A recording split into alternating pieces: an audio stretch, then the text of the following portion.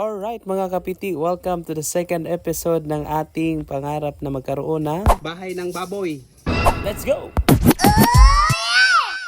Maing adlaw mga kapiti, og di ara mga kapiti inyong nakita mga kapiti nga gifailan na naog hollow block and also na ay upat ka tubo nga haligi. So ang sukod ana bali mga kapiti is 8 by 8 feet. And before ta magpadayon sa pag-ilailas ng mga trabahante ato sa ipailaila nga atong foreman engineer. Hello guys. Engineer. Hello guys. Oo. Sugod na jugog. Sugod ako buhat og balay guys, gamay pa lang kayo. Aw may sweldo. Kung panday lang inyong gipangita, wa nay problema. Naana ang tulo para sa inyo ha. Si Manoy Loading nga nagwelding ug si Manoy Julius nga nagabas og kabilya.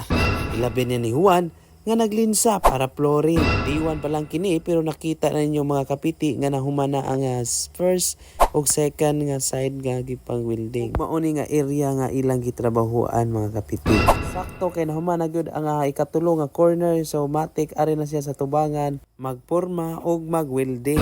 Labi naa diha ang entrance ug exit nga portahan sa baboy. Og samtang sige welding murag nakalimot sa oras nga ting-uli na po di ay kay hapon na. 8 hours later. Good morning mga kapiti. This is day 2 sa ilang pagbuhat sa moong para atong buhian og baboy.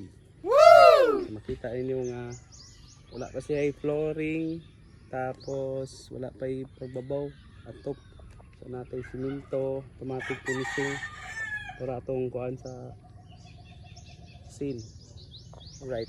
So manaslan mo nilang nabuhuman gahapon day 1. Sila ito ang mga panday plus na yung lodi legisod.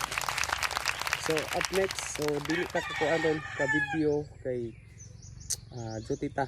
So ugma atong tan-awon kung unsa ilang nahuman og ma-finish man nila rong adlaw or next day pa. Say good luck, times luck. Titi oy. A few moments later. Jutita, abot sila. Ayan, para lang.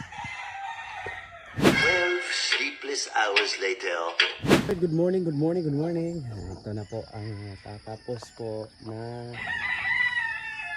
bahay ng alagaan natin pohon kung may pera naman. Yan po ang itong gisugihan.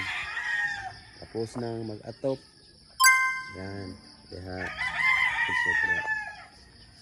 Very sa gawas kaya wala kay finishing tira.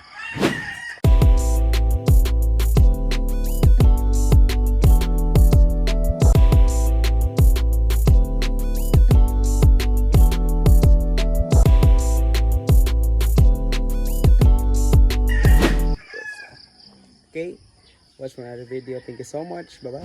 Titi oy.